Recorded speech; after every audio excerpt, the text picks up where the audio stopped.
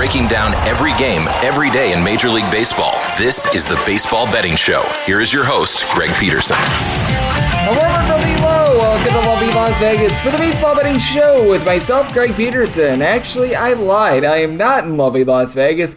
I am out here in lovely Anaheim, California for the Baseball Betting Show with myself, Greg Peterson, now part of the VSiN Family Podcast. We do have a great podcast for you, as in segment number 2, Jeff Parles, he filled in for me on the Greg Peterson Experience just a few hours ago. He's going to be chatting with me about what he's seen in the first week of the baseball season thus far. We're going to discuss the current state of the Mets, as it's been a little bit of a rough situation for them, get a gauge of them, and some games that we are going to be seeing this weekend with him. The reason why he was filling in for me is that I will actually be in attendance for the Angels versus Blue Jays game on this Friday, and I'm going to be giving you guys picks and analysis on every one of these games for Friday as we touch them all in the final segment. If you do have a question, comment, segment idea, what have you for this podcast, you do have one of two ways to be able to fire those in. First one is my Twitter timeline at @GNet_81. Keep in mind, letters EM. Maybe it does not matter. As per usual, please do send these into the timeline. And the other way is find an Apple Podcast review. If you rate this podcast 5 stars, it is very much appreciated. From there, you're able to fire in whatever you'd like to hear on this podcast via that 5-star review.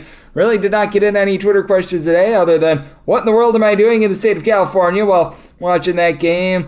Perhaps having a nice brew or two and going to Universal Studios to meet the Minions. So there's your answer there. But even though it was a light day on Thursday, a lot of games got washed out, we did have some quality action. Let's take a look back at it, try to find some trends, and try to get to know these teams a little bit better. Games from yesterday is Greg buzzing about. Here is the rowdy recap. How about these DK Nation write-ups starting out hot? That's now 5 in a row and 6-1 to start the year, as gave out the over in the Braves versus Padres game. Gets there very easily. 7-6. The Atlanta Braves win on a nice walk-off from Orlando Arcia. Wasn't sure why the Braves didn't give him more playing time last season, but he has been making the most of it. He had a home run a little bit earlier in the game as well. They came off of Blake Snell, his second of the campaign, as Blake Snell not long for this game, giving up 4 runs in 3 2/3 innings, including that home run. You'd have Domingo Tapia give you 4 outs out of the bullpen scoreless. Steven Wilson, 2 scoreless innings. Tim Hill, though, not able to do his part, gives up 2 runs in an inning, and Nabel Crisman gives up that walk-off single in the 9th inning, as the Padres did get a pair of home runs of their own.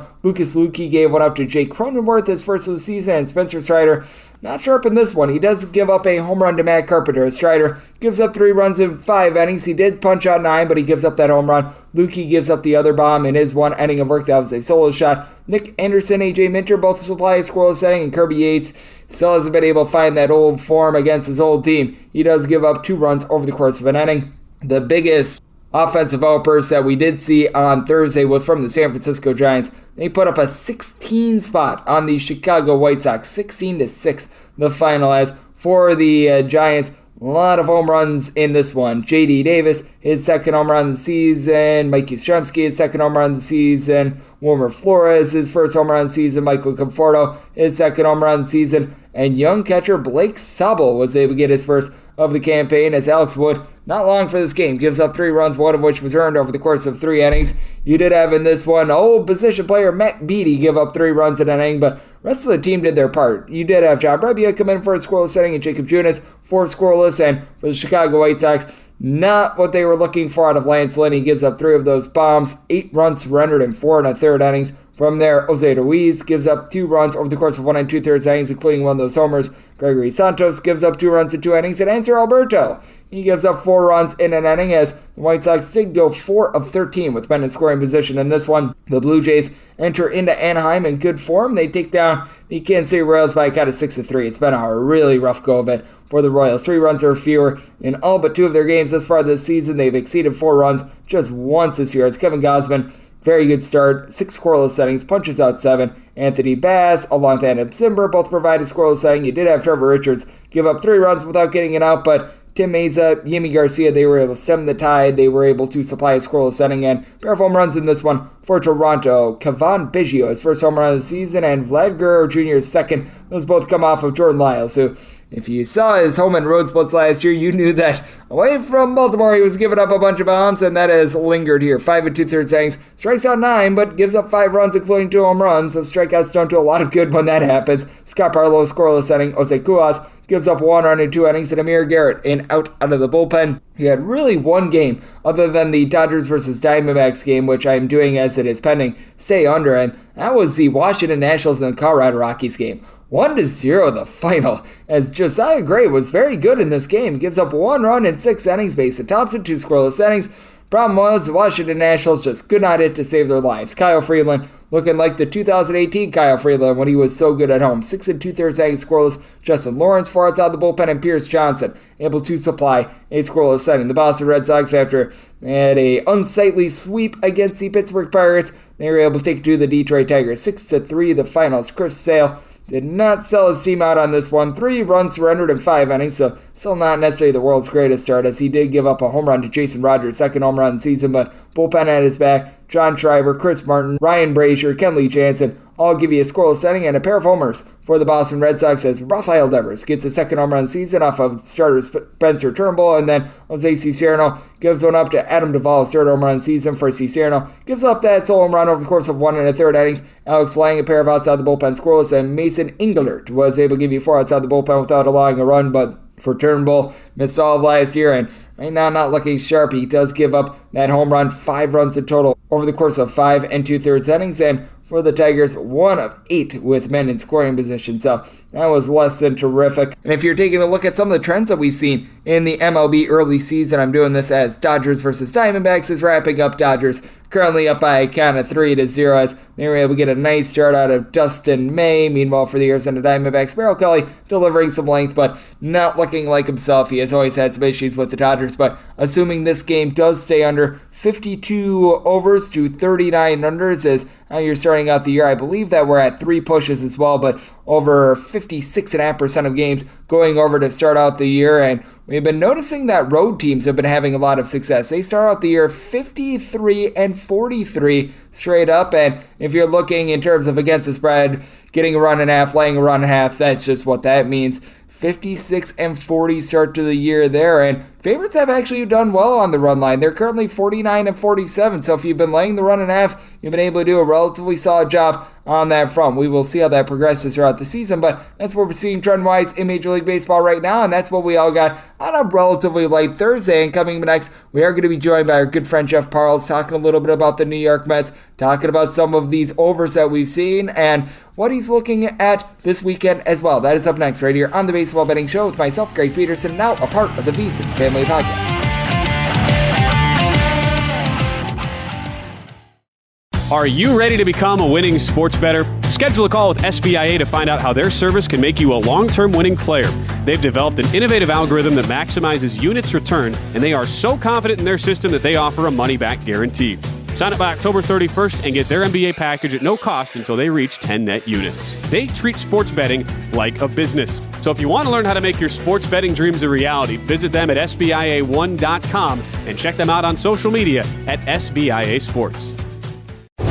Breaking down every game, every day in Major League Baseball. This is the Baseball Betting Show. Here is your host, Greg Peterson. And we're back here in lovely Las Vegas for the Baseball Betting Show with myself, Greg Peterson, now a part of the VSiN Family Podcast. It is great to be joined by our guest, as Jeff Parles is an ace over at VSiN, one of just 2 men that has ever filled in on the Greg Peterson Experience. And if you're listening to the Greg Peterson Experience this week, you're going to be noticing that for a day or two, you are going to be getting our good friend Jeff Parles. I'm going to be at actually opening day for the LA Angels on Friday, so that is going to be a lot of fun. And on top of that, I'm going to be giving you guys some bonus coverage for Jeff on the weekend as well. So we've got a little nice exchange going on here at VSiN between myself and Mr. Parles, who does a great job taking a look at football, basketball, baseball, you name it. He does it. 5-tool player over at VSiN, and you're able to catch him on Twitter at his name, Jeff Parles. That is Jeff with a J, not a G-E. And Jeff, always great to have you aboard. Thank you. Good to be with you, buddy. Good to be with you as well. And Jeff, unfortunately, the Mets got rained out on Thursday, as pretty much half the league got rained out on Thursday. That was a little bit interesting. But what have you made out of the start of the season for them? Because I did have some fears coming in with the Mets having a lot of, shall we say, aging pitchers in Max Scherzer, Justin Verlander. You didn't know what you were going to be able to get out of them. And one of those guys in Verlander already on the injured list. And for the other one in Max Scherzer, it just looks like he has finally experienced that little bit of a fall off that I think many people saw coming. Yeah, look, I don't want to overreact to two starts, but because the first start was really good and then he fell apart in the sixth, the Milwaukee start was really just kind of mediocre all the way through. Was able to escape some jams and keep runs off the board, and then he gave up the three straight homers in his final inning. Greg, you said it was unfortunate that the game got rained out. I think an off day is not a bad thing for what that team needs right now. The bullpen did not pitch well in Milwaukee. The starters did not pitch well in Milwaukee. They didn't hit, except for against Corbin Burns, was the only guy to hit the entire series. Which there may be some question marks about Burns at this point. Who's had, again, don't want to overreact to two starts, but two pretty, by Burns standards, pretty poor starts for him. One of those where the Mets are going to be probably chasing Atlanta most of the year. Unlike last year when Atlanta was chasing the Mets and they were able to catch them at the end. I don't think the Mets are capable of doing that. I think the one thing that benefits this team is that once you get past the Padres, the Dodgers, Braves, really is not that overly should scare you in a playoff chase. Yeah, the Brewers just had a good series.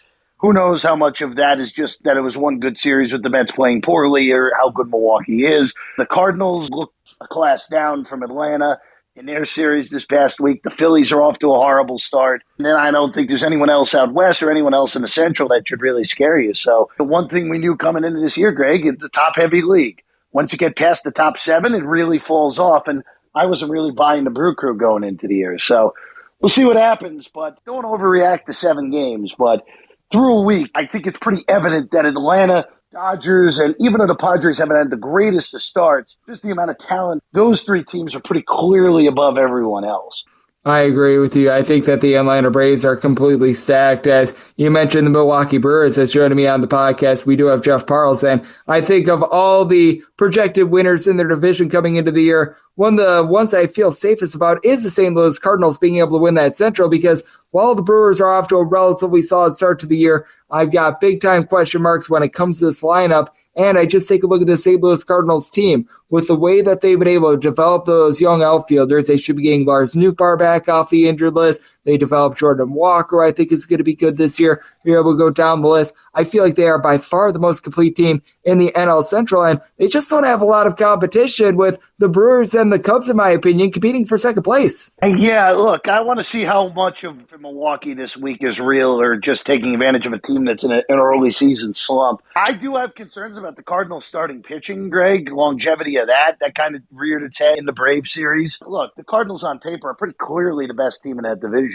You already have a little bit of Cardinal way snafu with the Tyler O'Neill spat with him not running hard and getting thrown out at the plate on Tuesday night and then not playing on Wednesday afternoon. We'll see if that gets resolved. I would imagine it will. But again, I can't overreact to a week. The Oakland A's last year started 5-1, and we all know how that ended. One very good early series for Milwaukee 1 week into the year, but the Cardinals, even though, again, they should still be favored to win the NL Central, and I still think they will, I don't think they're a real threat to win the World Series because it's too much would have to happen. I mean, again, it happened for the Phillies last year, where they got hot at the right time, get the Braves in a series where the Braves forget how to pitch, and then the Padres do their dirty work and knock out the Dodgers. It can happen for anyone. All you got to do is be in the tournament. But a lot of things had to go right for Philly to make the World Series. I think the Cardinals are kind of in that category. With what we're seeing in general, I do think that it's going to be a very fascinating race, to say the least, as in the National League. I think that there's that clear big 3 that you listed, Jeff, and then everyone else, it is going to be fascinating to see how they fare this year. As Jeff Parles, who does great work over at VSiN, he is joining me on the podcast. And Jeff, what else I think is very interesting, because with the first week of the year, we're going to have a lot of overreactions. You mentioned it with the Oakland A's. They started off hot last year, and we saw how that went. But in terms of the actual gameplay, I do think that we are able to have a few more takeaways than we are more with the individual teams, because I take a look at the action that we've gotten, and we had a whole bunch of overs on Monday with the over going 13-1-1. I don't think that is going to be standard practice, but scoring seems to be up in baseball. I personally have my crackpot conspiracy theory that the balls are rejuiced a little bit more than they were a season ago. And I do think that under the radar with all the rules changes, because everyone's making such a big deal out of the pitch clock, is how much a shift is adjusting things and allowing for more base hits. I think that that's allowing for a lot of early value on these overs.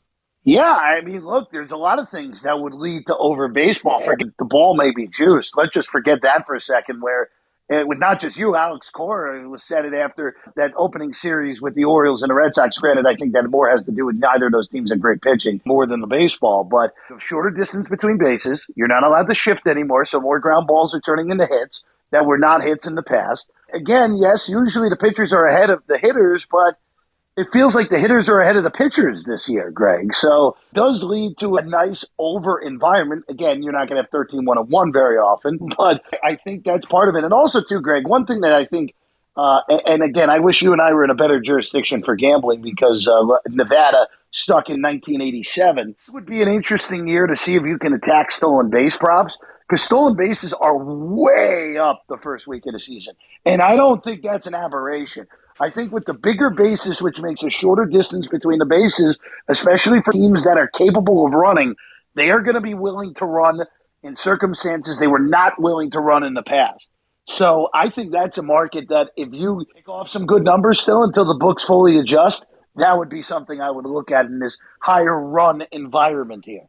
Yep, I agree with you. And I do think that it is going to be interesting to take a look at the way that bookmakers do adjust these totals, as we've already seen quite a few of them come up. We did see some unders hit on Wednesday with that inclement weather, as you notice, like that Boston versus Pittsburgh game going down a little bit. And I do think that it's going to be very fascinating to gauge these totals the first month or so of the season, because typically this is a time where you see a lot of unders because you get games that they are going to be getting rained out in the case of Thursday. And I know that in the past we've already had snowouts this time of year as well because the weather is that bad. So shading up these totals is relatively a good thing, but gauging weather I think is going to be very important towards this early part of the season. I don't know how you gauge your totals this time of year, Jeff, but I do think that it's a very interesting process just because I do think that there's going to be more base hits, but at the same time, it is going to be very weather related because places like Wrigley where the wind is blowing in, it's just hard to drive out anything. Yeah, it's hard to bet totals in Wrigley anyway, just because it's so wind dependent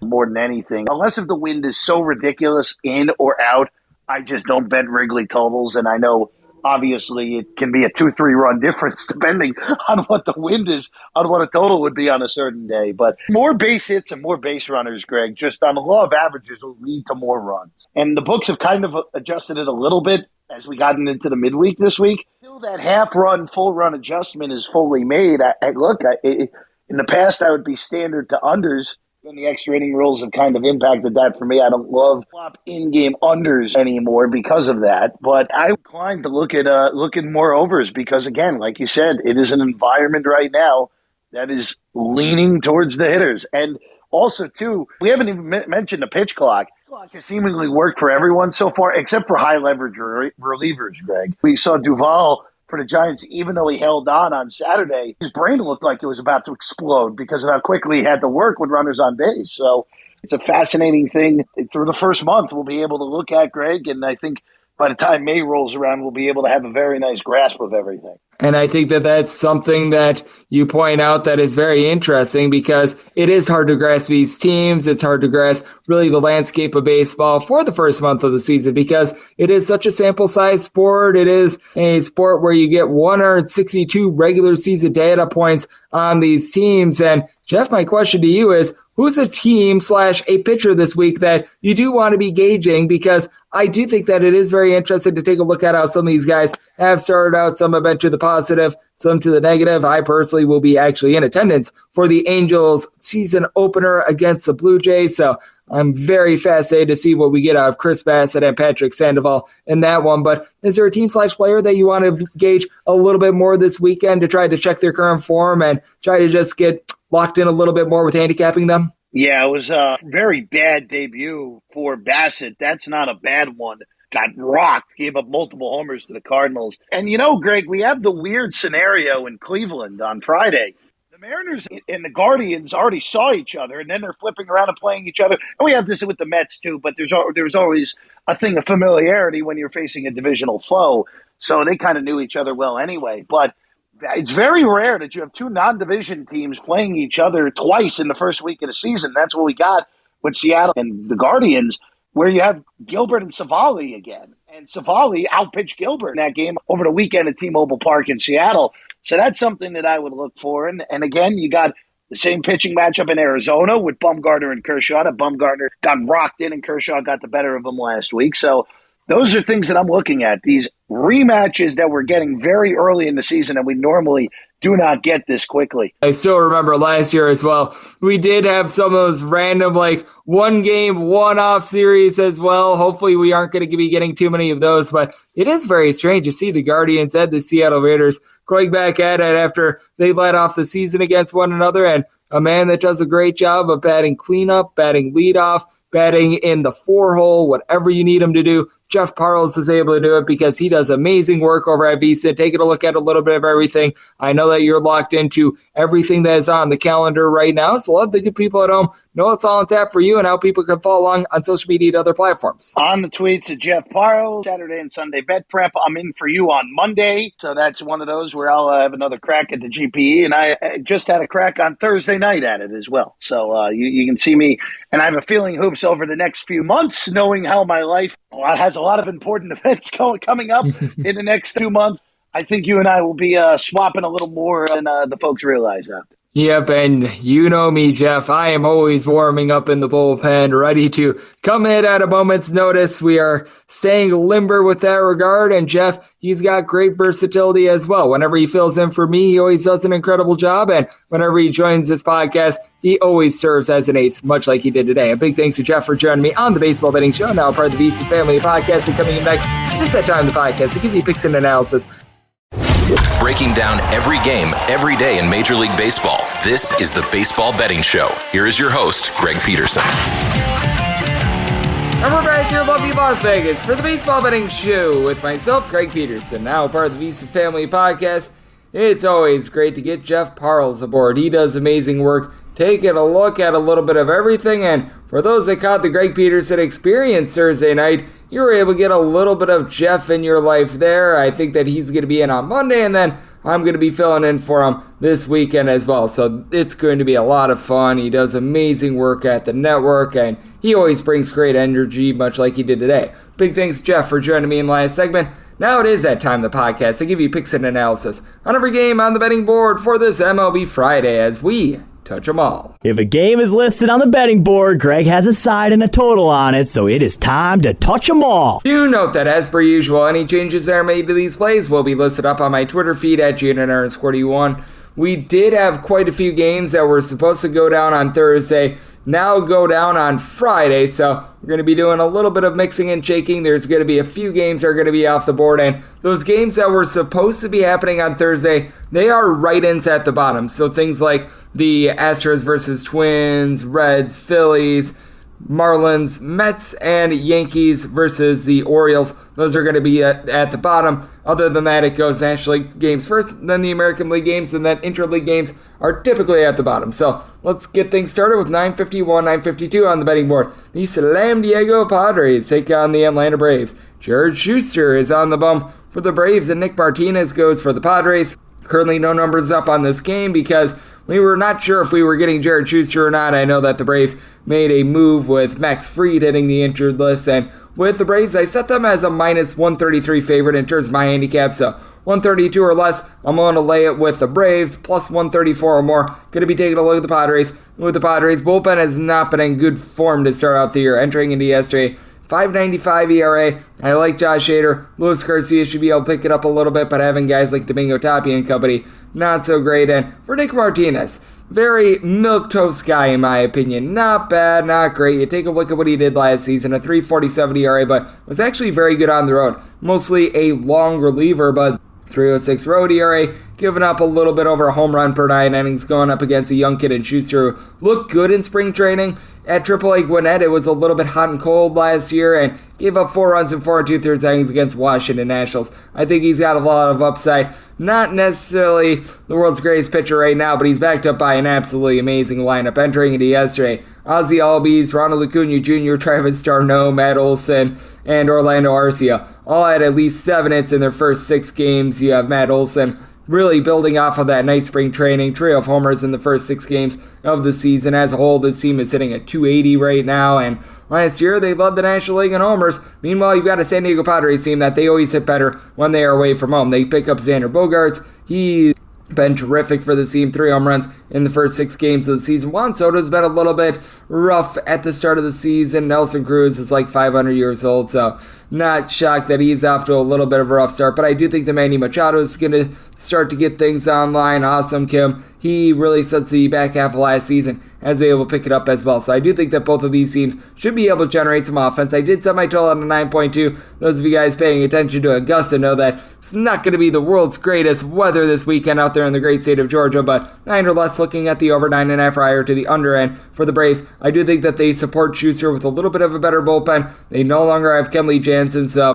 a lot of the main guys that they're going to be relying upon, Lucas Luetke, Dylan Lee, Jesse Chavez. They've got a lot of older guys in the bullpen, but relatively solid guys for a team that was 4th last year in bullpen ERA. So 9 or less looking over 9.5 higher to the under end with the Braves. One to lay up to a minus 132 with them, plus 134. My buy point on the Padres. 953, 954 on the betting board. It is the Milwaukee Brewers, and they're going to be taking on the St. Louis Cardinals. Captain Jack Flaherty goes for the Cards, and Brandon Woodruff is on the bump for the Brewers. Brewers open up at a minus 135. This is shot up to, in most places, about a minus 145 or so. And if you're taking a look at St. Louis, find them anywhere between plus 122 and plus 132. And total on this game, it is 8.5 with the over and the under anywhere between minus 105 and minus 115. I did set my total at 7.8. I'm going to be looking at the under in this ordeal. Jack Flaherty has some of the best raw stuff that you're able to find in baseball. He's just been so badly banged up the last few seasons, but 5 scoreless innings against the Toronto Blue Jays. That was encouraging. The 7 walks were not encouraging. He didn't give up a hit, but he gave up 7 walks, so that was interesting. Meanwhile, Brandon Woodruff, after he had the injured list stint last year, he was really a different pitcher. After hitting the IL, when he came back, he had a sub-250 ERA for the rest of the season, and for Brandon Woodruff, he always has been a rock-solid home pitcher. Last year, a 2.06 home ERA, 8-0 record across 13 starts, giving up about a home run per 9 innings. And for the Milwaukee Brewers, they do have a lineup that is a little bit hit or miss. I do want to see a little bit more out of some of the young guys because Brian Anderson has been able to do a nice job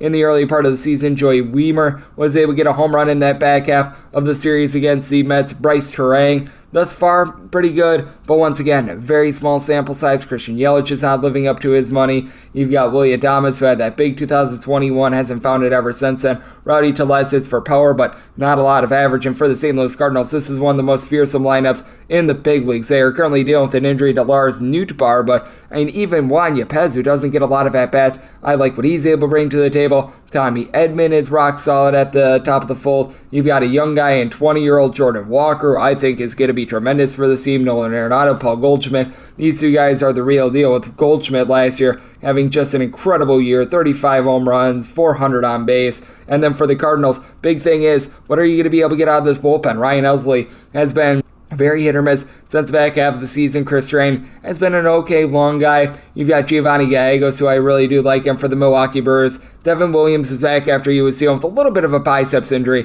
towards the beginning part of the season. Obi Milner, Joel Payamps, these are guys that aren't great, aren't terrible. Peter Strzelski has actually been okay with this bullpen as well, so I do think that Woodruff is relatively okay supported, and I do think that Jack Flaherty going to do a solid job against the Milwaukee Brewers lineup that it's very young, it's very unproven, and if you continue to have the summer go upward, because the Cardinals, they open up at a plus 115, I'm seeing as high as plus 132, I'd be willing to take the Cardinals as long as it gets north of a plus 135. Officially set it at a plus 136. If you miss the boat on the opener of the Brewers, you need this to come back down to about a minus 135. So waiting to see what the late night line movement is going to be doing here, but seems to be trending towards the Cardinals, and you're at an 8.5. Going to be taking a look at the under. 955, 956 on the betting board. The Washington Nationals hit the road face-off against the Colorado Rockies. Jose Urena is going to be going for the Rockies, and Mackenzie Gore is on the bump for Washington. Washington is a slight underdog. You're going to be finding them anywhere between plus 105 and plus 110. And between minus 120 and minus 125 is your number on Colorado, with 11 being the total. Over and under both at minus 105 to minus 115. And with Colorado, set them at a minus 122, being able to get a minus 120. Not willing to lay anything more, but I am willing to take them. A very uncharacteristically low-scoring game at Coors Field yesterday, with the Rockies being able to win that 1-0. And this Washington Nationals team, it feels like they're just a part of the no good, very bad, terrible day. Josiah Gray gives them a good start, and they just couldn't scratch across a single run to save their lives against the Colorado Rockies bullpen that's not so great. They used up Pierce Johnson yesterday. They do bring in Brad Hand. That's a little bit of an upgrade Justin Lawrence has always been a little bit of a roll of the dice. I like Nelson Lamet. I think that he should still be a starter, but I do take a look at Jose Urena, and it was not a good year for him last year, and it's hard to think that he's going to be able to deliver much of anything this season, as in his first start of the campaign, he got completely lit up, giving up 4 runs and 2 1/3 innings. Last year at home, a 6.14 ERA. Giving up right around a home run and a half per 9 innings. Opponents hit a 300 off of him. And for Mackenzie Gore, I actually do like his upside. With Mackenzie Gore, I always thought that he was a good up-and-coming prospect. He gives up 1 run in 5 1/3 innings in his season debut, so far so good. But pitching at Coors, that is going to be rather difficult, and it's backed up by a Washington Nationals lineup that has a little bit of upside. Keibert Ruiz, he's a very good young up-and-coming prospect, but I mean, they've got 2 home runs in 7 games thus far. Joey Meneses did a great job reaching base towards the back half of last year. Has not been able to duplicate that this year. Lane Thomas is hitting a 333 right now, and that's about all you got. Victor Robles moves the line okay, but not a lot of power bats. They're kicking the tires on guys like Michael Chavis and company. It's not great. Meanwhile, CJ Cron last year, he was just a masher at home, and the Rockies, they always have the most runs per game in the league at home, and like the fewest on the road without fail. Getting back Chris Bryant, that's big. He's been hitting at 350 this season. CJ Cron already with 3 home runs, so he's picking up right where he left off last year. It's been a little bit touch and go for Charlie Blackmon in terms of power, but he's been able to do a good job of moving the line this year. Not Jonathan Daza does a good job of being able to reach base as well. And for the Washington Nationals, bullpen isn't the world's worst, unless if you get Kyle Finnegan, apparently. He completely blew that game against the Rays. You've got guys like a Carl Edwards Jr., who's able to give you a few okay innings. Erasmo Ramirez is able to give you some long relief, but I do think that the Rockies have the better offense in this spot. I do think that both teams are going to be able to put up some runs. Semi-total 11.1. I feel like yesterday was a little bit of an anomaly, so I do think that the bats get going. I'm going to be taking a look at the over. And for the Rockies, I gave them a slight edge because the Nationals, even though they've got the better starter in this one, they've got not such a great bullpen, and they really don't have guys that are able to put bat to ball on the Rockies. They do a very good job of hitting at elevation. So, want to lay up to the minus 120 that I'm seeing with Rockies and taking a look at the 11 over. 957, 958 on the betting board. The Arizona Diamondbacks play OC LA Dodgers. Clayton Kershaw is going to be going for the Dodgers, and Madison Bumgarner on the bump for Arizona. 8.5 is the total, over and under both at minus 110, and with the Dodgers, it's anywhere between minus $2, I'm seeing straight minus 195, and minus 210. Meanwhile, for the Snakes, it's anywhere between plus 170 and plus 180. If you're taking a look at the run line price, you're going to be laying anywhere between minus 122 and minus 130 with the Dodgers, and I was willing to lay up to a minus 133 on the Dodgers run line. I am going to bypass the money line as I need at least a plus 204 to take a shot on the Diamondbacks, and laying that sort of juice with the Dodgers, just not something I'm interested in because they won so many of their games by 2+ runs last season. You've got Freddie Freeman, who's doing a good job of moving the line. Not someone that has been hitting as many homers since he's gotten to Los Angeles, but certainly doing a good job being able to get on base. JD Martinez, he's now in that sort of stage where he doesn't have as much power, but he still does a good job giving you professional at-bats. Mookie Betts, we all know what he's able to do, 30+ home runs. It's north of a 275. Will Smith,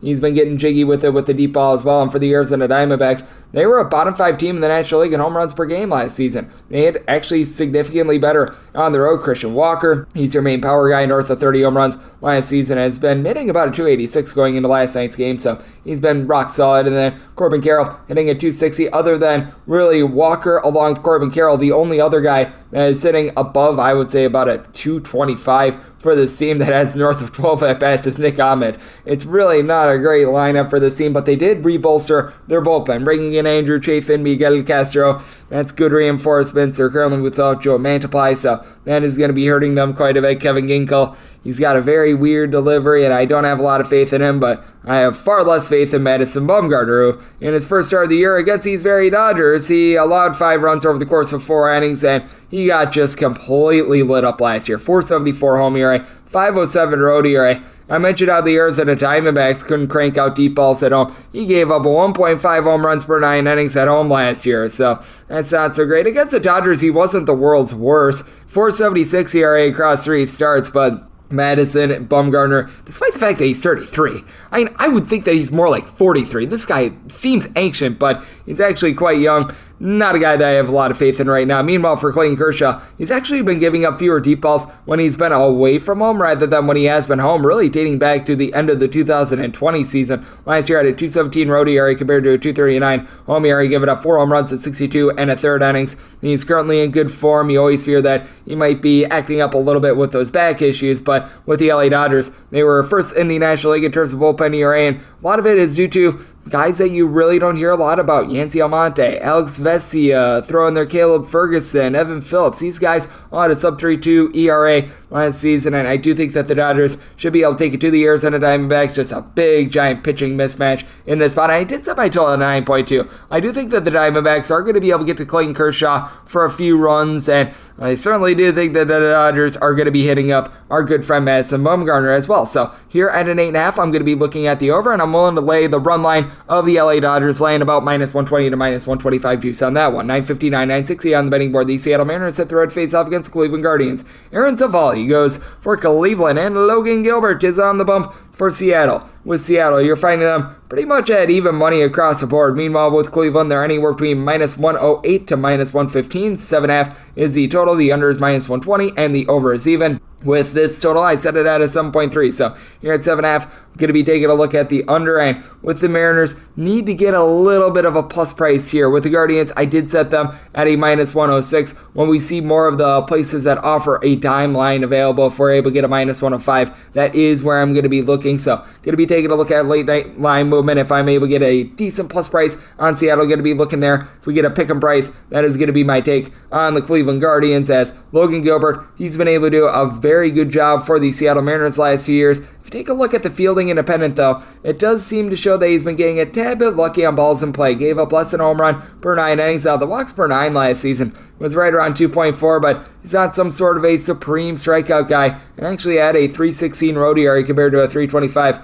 home ERA. Meanwhile, you've got Aaron Savali, who was so gosh darn unlucky towards the beginning part of the season last year, and you could tell that things were able to get back on kilter towards back half of the season last year. 3.80 home ERA compared to a 5.88 ERA on the road, so he was able to find it at home, and in his first start of the year, 7 scoreless innings, I believe, against these very Seattle Mariners. So he's off to a very nice start to the season, and both of these teams do have their deficiencies at the plate. For the Cleveland Guardians, second worst in terms of home runs per game last year, but you do have guys like Ahmed Rosario, Jose Ramirez, Andres Jimenez, Steven Kwan, Oscar Gonzalez that all hit a 275 or greater last year. You had Jose Ramirez give you 29 home runs, but past that, not a lot of power. And for the Seattle Mariners, they were third worst in the league last year in terms of batting average. They did a nice job signing Teoscar Hernandez, combined 57 home runs and a 279 batting average the last 2 years with the Toronto Blue Jays. You've got Colton Wong in the fold, 249 average or better in each of the last 6 years. Ty France,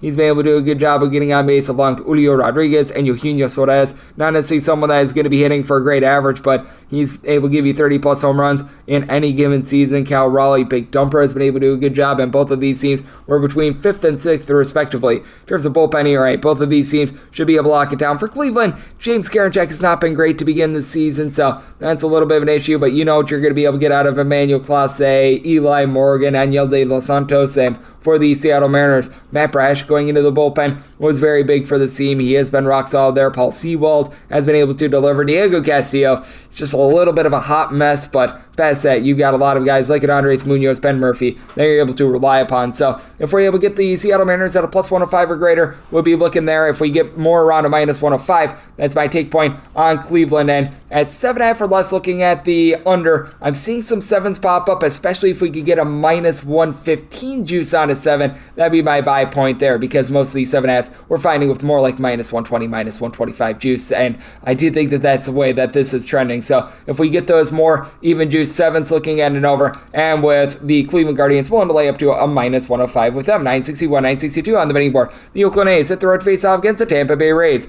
Zach Eflin hopes to not be Eflin awful for the Rays, and Ken Waldachuk is going for the Oakland A's. The A's are anywhere between plus 180 and plus 190 underdogs, anywhere between minus 205 and minus 220. The number on the Rays, 7.5 is the total. Over is minus 115, the under is minus 105, and if you're looking at that Rays run line, anywhere between minus 105 and minus 115, and That's a bargain. Sign me up. I set the Rays minus 116 on the run line. So willing to lay up to a minus 115 in this ordeal. Ken Waldichuk just should not be getting starts right now. We saw that towards the back half of last year. He struggled in spring training. Comes out first start of the year. Gives up 6 and 5 2/3 innings against the LA Angels. Just not great, to say the least, as you take a look at what he was able to do in 2022 when he was on the road. 6.23 ERA across his 4 starts, and that was with giving up just 1 home run in 17 1/3 innings. He just got completely tattooed. Caband is actually relatively okay with him. 10 walks in 34 2/3 innings last season, and for Zach Eflin, he was not the same pitcher when he was away from Philadelphia last year. .73 home ERA, 6.88 road ERA, but he's in a very pitcher-friendly environment here in Tampa Bay. That should be able to help him out in somehow, some way. It's like the Tampa Bay Rays just have some rejuvenation doctor. They're able to get so much out of these pitchers. It's not even funny. You've got a lineup for the Tampa Bay Rays that doesn't necessarily have that one guy that's going to have like 30-plus home runs this year, but they've got functional power with guys like Randy Arozarena, Wander Franco that they should be hitting north of a 275 this year with more around 20 to 25 home runs. Yandy Diaz does a great job getting on base, north of a 400 on base last season. Jose Siri, he's got some pop in the bat. Seems like he's figured it out at the plate. You need guys like Tyler Walls, Luke Raley, who did have a multiple home run game a little bit earlier in the season, to pick it up. And for the Oakland A's, this is one of the saddest lineups in the big leagues. You got Seth Brown, who had 25-plus home runs last season, but didn't necessarily hit for a lot of average. Ramon Laureano, he's got a pair of home runs this year. He's not fully healthy, but going into this series, you've right now got, among guys that have seen at least 10 at-bats, 2 guys hitting above a 227. That is not good, and one of those guys is Mr. Ryan Noda. So, not so terrific. They picked up Jesus Aguilar, who he a few years ago was actually leading the National League in RBI going into August. So he's able to drive in some runs. Problem is nobody's going to get on from Elemendes. He has not look great for the A's. Bullpen is far from awful when you get into the trustworthy guys. Danny Jimenez, Domingo Acevedo, Sam Maul. They had sub-4 ERAs, but for the Tampa Bay Rays, they just throw out there so many arms like Colin Pooch, Jason Adams, Pete Fairbanks. These guys are all able to do a nice job of being able to lock it down. I do think that Zach Eflin going to do a solid job against a Oakland A's lineup that is far from terrific, and I do think that the Rays are going to be able to get to Mr. Waldichuk. I did set my total at 8.1. With Eflin, I still do think that he gives up a few runs in the spot, but I think that the Rays bullpen cleaned it up from there, and I do think that the Rays score enough runs to be able to win this game by multiple runs. So, going to be looking at the Rays run line, and I'm going to be taking a look at this 7.5 over. Now we have my DK Nation write-up, 963, 964 on the betting board. It is the LA Angels, and they are going to be playing us to the Toronto Blue Jays. Chris Bassett as the hook, line, and sinker for Toronto, and Patrick Sandoval is going to be on the bump for the Angels. Angels very slight favorites, anywhere between minus 108 to minus 115. Anywhere between even money and minus 105. I'm even seeing a plus 101 pop out there for Toronto as well. And we opened up at an 8.5. Now the 8.5s all have juice of a minus 125 to the over. The under is even. We're seeing 9s pop up with the 9 having an under juice of minus 115 and the over is minus 105. Even when I was seeing an 8.5, my write-up was going to be on the under. I'm actually going to be at this game, which is why I decided, you know what, I'm going to be at the game. I'm going to write it up anyway. So I told it at 8.2. So even at an 8.5, I like it under. Now that it's going to 9, that just makes it all the more convincing for me. My write-up is going to be on the under. Really like what I saw out of Patrick Sandoval last year. Good at being able to control hard contact. The 6-9 record just did not do justice for what he did. Gave up a half home run per 9 innings, 2.91 ERA. If you do have one fear, it is the fact that he did give up right around 3.8 walks per 9 innings, but command got better throughout the season, and he had a nice World Baseball Classic showing. Meanwhile, for Chris Bassett, he did get taken hook, line, and sinker at his first start against the St. Louis Cardinals, giving him 9 runs in 3 1/3 innings. I think he's going to recapture that form that he had last season with the New York Mets, and he's been a pretty steady Eddie guy. Last 3 seasons, he has had a strikeout to walk rate north of a 3.2. He's given out fewer than 3 walks per 9 innings, less than a home run per 9 innings each of the last 3 years as well. Last year, he supplied a 3.42 ERA, and throughout his career against the LA Angels, has had success in 12 total appearances, right around a 3.43 ERA, so right on par with his past few seasons of numbers. Now, for the LA Angels, this is a relatively solid lineup. They're going to be without Anthony Rendon because he's a moron, but You've got Taylor Ward, who's been able to move the line, hitting well above a 300. He's able to give you 20-plus home runs. Shohei Ohtani, Mike Trout, these are two of the best bats in the league. And they pick up Hunter Renfroe from the Brewers, hitting about a 250, 20-plus home runs last season. Do like what he's able to bring to the table. You probably want to get a little bit more out of Brandon Drury. He's been a little bit slow in getting going. And for the Toronto Blue Jays, they haven't been able to have a lot of power this year, but they're just doing a good job of moving the line right now. Vlad Guerrero Jr. has went deep a pair of times this season, so that's good to see. Bo Bichette, George Springer, you know that these guys are going to be able to get online, but both of these bullpens were also much better towards the back half of the season last year as well. The Toronto Blue Jays overall were 13th in the league in bullpen ERA.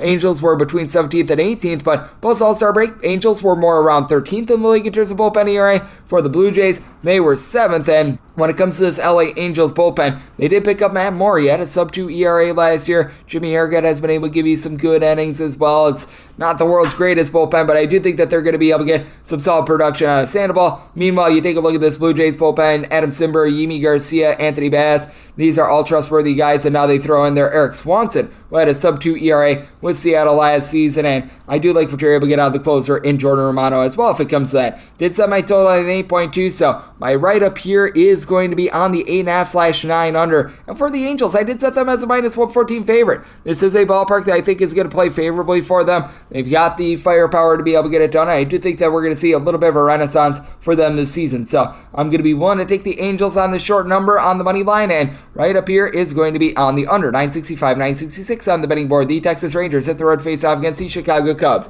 Marcus Stroman goes for the Cubs, and Nathan Eovaldi is on the bump for Texas. Right now, most books do not have a total listed. I'm seeing at Caesars 8.5 with an under of minus 115 and the over at minus 105 across the board. The Chicago Cubs, they are minus 115 favorites, anywhere between minus 105 and plus 105 is your number on the Rangers. And for the Cubs, I did set them at minus 136. Marcus Stroman certainly had his struggles at home last year, as he had a road ERA that was right around about a 2.05, and his home ERA was right around 5, but had a very good showing opening day against the Brewers, 6 scoreless innings. I think that he was just a little bit of a victim of bad luck and the wind blowing out, and there's just not going to be a lot of wind in this game in general. It might be blowing out just a hair, but it's not going to be very windy. I did, though, set my total at an 8.6, so if we do get that 8.5, looking at the over, 9 would be my buy point on the under. You do have a Texas Rangers lineup that has really been hot to begin the season, as Adolis Garcia, he was able to have 25-plus homers. He had about a 250 last year. He's picking up right where he left off. Marcus Semien just one home run to begin the season, but one more than he had like the first 50 games of last season. Josh Young has been looking solid as a prospect, pair of homers already. Mitch Garver being fully healthy, that helps us see him out. And for the Texas Rangers, have a few trustworthy bullpen pieces. Jonathan Hernandez, Brock Burke, they're able to do a nice job holding down the fort. Jose Leclerc, he's just been so banged up the last few years. It's hard to have a lot of faith in him. Last year he was able to come back and had an ERA that was right around a 283, but always feel a little bit of trepidation there. And for the Chicago Cubs, they bring in Brad Boxberger. They also bring in Michael Fulmer to be able to help out with that bullpen. And I do like the acquisitions that they made in the offseason.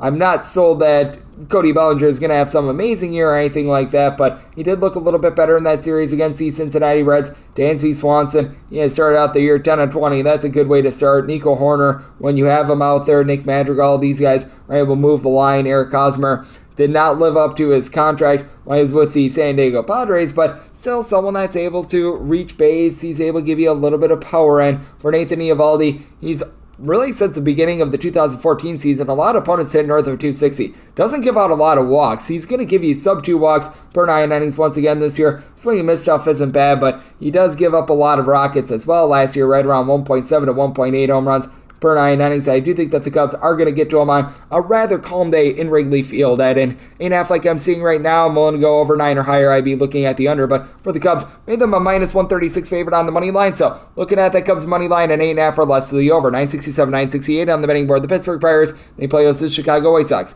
Lucas Giolito is going to be going for the Sox, and Rich Hill is going to be on the bump for Pittsburgh. And Pittsburgh is a underdog of anywhere between plus 115 and plus 120. Anywhere between minus 127 and minus 140 is your number on the White Sox. 8.5 is the total, under is minus 120, and the over is even. When it comes to the White Sox, made them a minus 148 favorite. I'm going to be willing to lay the number. And if you're taking a look at this White Sox run line, if I can get any between a plus 125 to a plus 130, I'd rather stick with the money line. I see a little bit of an edge on that run line, but I would rather play it safe in this ordeal. Rich Hill, he is the oldest starting pitcher in the big leagues, an ancient 43 years old. So that is working against him. His swing and miss stuff has certainly went downward, and I just don't know if he's going to be able to make it through the entirety of a season, and he's not backed up by a very good bullpen. Chase DeYoung, David Benhart, these guys are able to give you some relatively solid innings, but Dwayne Underwood Jr., Doty Moreta, Colin Holderman, you got rolls of the dice there, and for the Chicago White Sox, good to see that Liam Hendriks and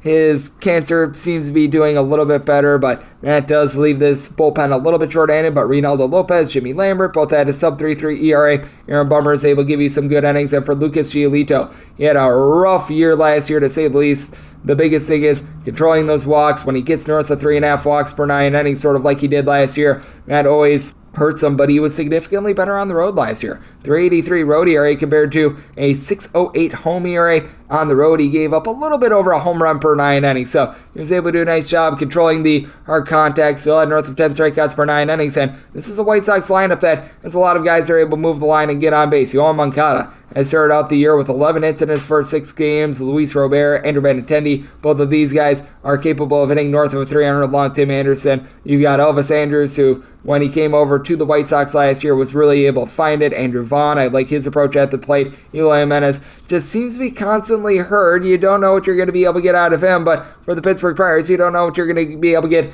out of much of this lineup as well. Brian Reynolds off to an amazing start to the year. 4 home runs in the team's first 6 games, hitting a .417, but where's the help? Andrew McCutcheon has been able to do an okay job of reaching base. Oniel Cruz, he's got the potential to be a 30 home run guy. He's got a lot of power, but he's going to strike out a lot as well. Brian Hayes, he's a guy that you rely upon to move the line. He's 3 of 24 to start out the year. G-Man Choi, he's not getting consistent at-bats right now, so got a lot of issues going on with this Pittsburgh Pirates team. They're coming off of a few nice wins against the Boston Red Sox, but keep in mind, during the 2021 season, we saw the Baltimore Orioles sweep the Boston Red Sox as well in that opening series of the year. That was a year that the Orioles lost 100-plus games, and the Red Sox made the playoffs. So I don't make too much out of that. I think that Giolito is going to be able to put the Pirates on lockdown, and I think that the Pirates are just going to have a tough time scoring in general. A little bit of a pitcher-friendly ballpark. Semi-total at 8.3, so getting an 8.5, looking at the under, and I'm willing to take the White Sox on the money line, set them at a minus 148, 969, 970 on the betting board. It is the San Francisco Giants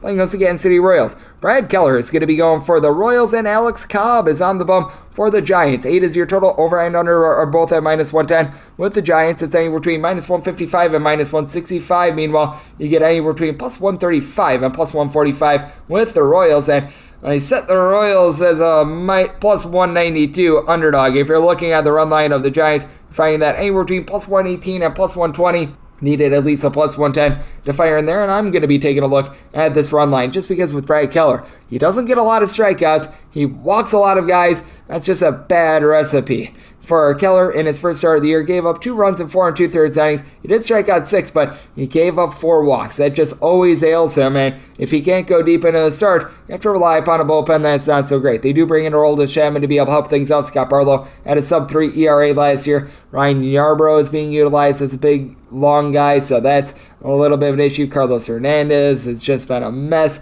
ever since he was coming up in like 2020, 2021, and had like 2 or 3 good starts. And for the Giants, they do a very smart job with their platoon splits, as you've got J.D. Davis along with Michael Conforto, Jock Peterson, Mike Yastrzemski, and David Villar already with multiple home runs this season. They don't have anyone on this roster that's probably going to give them north of 30 aside from maybe Jock Peterson, but a lot of guys are probably going to be able to give you 20. Gabe Kapler does a great job with these splits, and it's a big reason why the San Francisco Giants are able to get some functional offense despite the fact that they're hitting right around a 220 as a collective. And for the Giants, bullpen, a little bit shaky. Camilo Unival is rock solid for the team, and Scott Alexander over the last few years has had a sub-3 ERA, just has not been able to stay out there on the field. You got Rogers squared, which I really don't have faith in either of those guys, but I've got more faith in them than the Royals, and for the Kansas City Royals, this offense just has not been able to get going. 14 runs in their first 6 games of the season, and I think over half of them came against Jose Barrios, and I'm not even joking when I say that, but Salvador Perez is the only guy that has more than 4 hits through 7 games this year, and he missed a game. With Salvador Perez, 2 years ago, he was able to have 48 home runs and a 275, but these young bats just have not been able to get going. Ed Olivares, Vinny Pasquantino, Mike Massey, Bobby Witt Jr., you're just waiting on these guys to develop, and right now they're hitting a turd of a batting average of $155. Alex Cobb was able to do a very solid job at home last year, got incredibly unlucky on the road. 268 home ERA, 520 road ERA, giving up 4 home runs at 87 and 3rd innings in San Francisco. It's a very pitcher-friendly ballpark. Royals are very friendly to pitchers as well, so I do think that the Giants going to be able to come in, hold down the fort. Semi-total is 7.7. I expect a good start out of Alex Cobb, and I do think that the Giants get to Brad Keller, and I think that Brad Keller, with his command issues, knocks himself out early. I'm going to be taking a look at the Giants on the run line, getting that plus price, laying a run and a half, and semi-total is 7.7, so here at an 8. Also looking under 971, 972 on the betting board. The Houston Astros hit the road face-off against the Minnesota Twins, as Sonny Gray is going to be going for the Twins. Jose Urquidy is on the bump for Houston. Houston is an underdog of anywhere between plus 105 and plus 110. Meanwhile, you're finding the Twins anywhere between minus 118 and minus 125. It is the total. The unders between minus 110 and minus 115. The unders between minus 105 and minus 110. And for the Astros, I need at least a plus 119 to fire in here. I did set the Twins at a minus 119. So minus 118 is as tight as it gets, but minus 118 is my max buy point on the Minnesota Twins. Whenever Sonny Gray has been able to stay healthy, he's been able to do a solid job, and he's been very good at home. A 266 home ERA last year. He gave up less than a home run per 9 innings. Can sometimes get a little bit loose with command, right around about 2.8 walks per 9 innings last season. But you take a look at Jose Urquidy, and he's had some pretty demonstrative home and road splits throughout his career. Actually had a better road ERA than a home ERA last year. 2 years ago, he was really giving up quite a bit of the deep ball on the road last year, giving up right around 1.5 home runs per 9 innings. So that is something that does give me a little bit of trepidation for Urquidy for his career, right around 7 strikeouts per 9 innings, but backed up by the best bullpen in terms of ERA last season. Now, we're starting to see a little bit of regression with some of these guys. Ryan Stanek, Brian Abreu have had a little bit of a rough start to the season along with Seth Martinez, but they all had a sub-3.3 ERA last year along with Rafael Montero and Phil Maton. Meanwhile, for the Minnesota Twins, Yohan Duran, I think that he is the next big thing when it comes to relievers. Throws 100 plus miles per hour. Very, very good out of the pen. Giovanni Morin is someone I like for this bunch as well last year. He posted up a 2.21 ERA. They lose Danny Columbi, but Griffin Jax is someone that's developing into a multi-inning guy. And for the Minnesota Twins, not going to have anyone that's probably going to hit like north of 30 home runs aside from if Joey Gallo can continue on this tear. He's already got 3 home runs this year, and he's got 4 hits in total. So very Joey Gallo-like of him, but Carlos Correa does a good job of reaching base. He gives you a little bit of power. Byron Buxton has been doing a much better job of being able to get on base this season than last year. Last year had a bunch of power, but couldn't get on to save his life. This year, he's hitting a 350 to start out the year. Trevor Larnach has done a good job of being able to move that line as well. And for the Houston Astros, even without having a pair of guys in Michael Brantley along with Jose Altuve, you still have Jeremy Pena. He came up big in the postseason last year. He's got so much upside. Yordan Alvarez is a guy that year in and year out can hit for 300 plus and give you 40 plus home runs. Jose Abreu, he does nothing but hit like 100 RBI every single year. And then I do like their young guy in David Hensley. He's got a good eye up there at the plate. So I do think that there's a little bit of value here with the Houston Astros just long term. But with Jose Urquidy out there, not one of the guys they do want to be trusting in. You've also got Kyle Tucker. Would be remiss to not mention him, hitting for 3 home runs in the first 7 games of the season. But that said, I do take a look at the Minnesota Twins. I do think that Sonny Gray could be able to turn a good start. And I do think that with this especially being a game out there in early April in Minnesota where it's very pitcher friendly, it is going to be keeping the scoring down. Semi-total 7.7 here at an 8. Looking at the under and with the Twins, one to lay up to minus 118 with them. 973, 974 on the betting board. The New York Yankees at the road face-off against the Baltimore Orioles. Dean Kramer is going to be going for the Orioles, and Clark Schmidt is on the bump for the Yankees. Yankees between minus 117 and minus 125 favorites, setting between plus 105 and plus 110. Your number on Baltimore. I did set the Yankees as a minus 131 favorite. I'm going to be willing to lay this number. When it comes to Clark Schmidt, did not have the world's greatest first start of the year, giving up 3 runs over the course of 3 1/3 innings, but I do think that there is some upside here. He was able to get 5 punch-outs in that start, so he clearly had the swing and miss stuff going in. You go back to what he was able to do last year. He had an ERA on the road of a 3.62, mostly coming out of the bullpen, but allowed just 2 home runs in 32 1/3 innings, and he's able to do a very good job of that, just limiting hard contact. Dean Kramer, if you take a look at what he did last year, his fielding independent did not match up with his ERA, and I think we're going to be seeing more of that. He gave up 5 runs in 3 innings last season, and I do think that he's doing for some negative regression, and I think that it started up in his first start of the year. Had a 2.84 home ERA while getting fewer than 7.5 strikeouts per 9 innings. Now, he does a good job with command, right around 2.1 walks per 9 innings at home last year, but opponents hit just a 239 off of him, and I do think that that is going to be going northward. We got an Orioles bullpen that, as well, without having in the fold a few of the big guys from last year, as Jorge Lopez was very good for this team. That hurt some. They did pick up Danny Columbia, I did like, but Keegan Aiken, Felix Bautista felt like they threw above their heads a little bit. Cianel Perez was really not a guy until he got to Baltimore last season, so I do have my question marks there. Meanwhile, for the New York Yankees, no more Aroldis M, and they're going to be trusting in Michael King a little bit more. It's been off to a little bit of a shaky start to begin the year, but like what I've seen early on from some of these other guys, like a Wandy Peralta, Ron Metanacchio, you've got your question marks with Clay Holmes. He already has started out giving up a pair of runs in that game to the San Francisco Giants, so should be interesting to see what happens there. Jimmy Cordero is not a guy that I'm super high on, but so far so good out of him, and with this New York Yankees team, as we know, there's a lot of firepower with this lineup. Aaron Judge already has a pair of home runs to begin the year along with Gleyber Torres and Giancarlo Stanton. And Torres just looks different at the plate. He's been doing a nice job hitting a 400 very early on, but I do think that he could be poised for a very big season. Anthony Rizzo always has a good eye at the plate. He's going to be able to give you 25 plus home runs this season. DJ Turner up LeMahieu does a good job as just being able to set things up. And then the young guy in Anthony Volpe, he's a really good 5-tool player. Meanwhile, for the Baltimore Orioles, you've got Anthony Santander, who went deep north of 30 times last season. Ryan Mountcastle went 30 plus home runs 2 seasons ago. Ode Mateo is one of the best base stealers in all of baseball. These new rule changes are helping out the Orioles, as they do have quite a few guys that do a nice job with that regard. Gunnar Henderson, I could see stealing a lot of bags as well, but just has not been able to get going to begin the season. Cedric Mullins, he does a good job of mixing just power and being able to move the line. And Adley Rutschman, on top of what he does at the plate, very good behind the dish as well. So I do take a look at this spot. I do think that the Yankees should be able to sew things up with their bullpen. And I do think that Clark Schmidt gives a relatively okay start in this spot. I do think that with the new ballpark dimension, season number 2 of those with the Baltimore Orioles, that it is going to be keeping some of these balls in the air, but I do think that the Yankees still get the job done. I did set the Yankees minus 131 on the money line. I'm going to be willing to lay it with them. Semi-total at 8.8, so here at the 9, also looking at an under. 975, 976 on the betting board. It is the Miami Marlins, and they're taking on the New York Mets.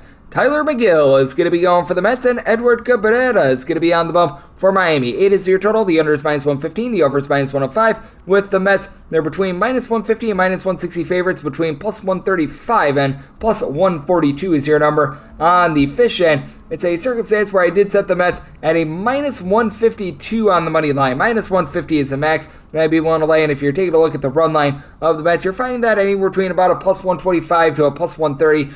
I personally would, if I were to go in on the run line, I would honestly rather take a run and a half with the Miami Marlins if this goes down by about 5 cents of juice, as I'm willing to lay up to about a minus 142 with the Marlins on the run line, currently finding that in between about a minus 143 to a minus 145. So this is one in which I'm in a little bit of wait and see mode on. See a little bit of value on the Marlins getting a run and a half if this continues to go upward. If we could get the Mets below minus 150, I'm going to be willing to lay it there, because with Tyler McGill, got off to a really nice start to the year last year, and they just completely fell off the map as he recorded a 5.13 ERA. Was far better at home. Gave up 2 home runs in 22 and 2/3 innings at home, but command was a little bit off as well. He was giving out north of 3.5 walks per 9 innings at home. On the road, he actually did a great job with his command, but he just got tattooed. Meanwhile, for Edward Cabrera, it is all about command with him. First start of the year against the Mets, he goes 4 innings but walked 6. Really didn't give up a lot of contact. Does a good job of being able to get swings and misses, but you go back to what he did last season. He did have a $1.49 road ERA, but he also did have 18 walks in 36 1/3 innings. He's darn near unhittable as long as he's able to just control those walks, and he's going up against the New York Mets lineup that they were cold against the Milwaukee Brewers, and I do think that they're going to heat up. Now, the one guy that has been able to match thus far, Pete Alonso. 3 of the team's 5 home runs have come off of his bat. You got Jeff McNeil, who he had over a 300 last last year. Francisco Lindor is off to a relatively cold start. We've seen that from him in the past. Starling Marte, though, he does a good job of being able to get on base. I like the catcher spot with Omar Narvaez being able to give you some nice production. And for the Miami Marlins, you just don't have a lot of power with this lineup. You do have Garrett Cooper, who's able to go deep from time to time. He's got a home run this year. And Ode Soler starting to flash some of that form that he had with the Kansas City Royals a few years ago. You may remember that with the Royals, he had a 48 home run season, I believe, in 2019. Since then, I don't think that he's got 48 home runs in total, but he's got 3 bombs already thus far this year. Jazz Chisholm does a relatively solid job of being able to get on base as well, though he's off to a relatively rough start to the season. But big thing for me is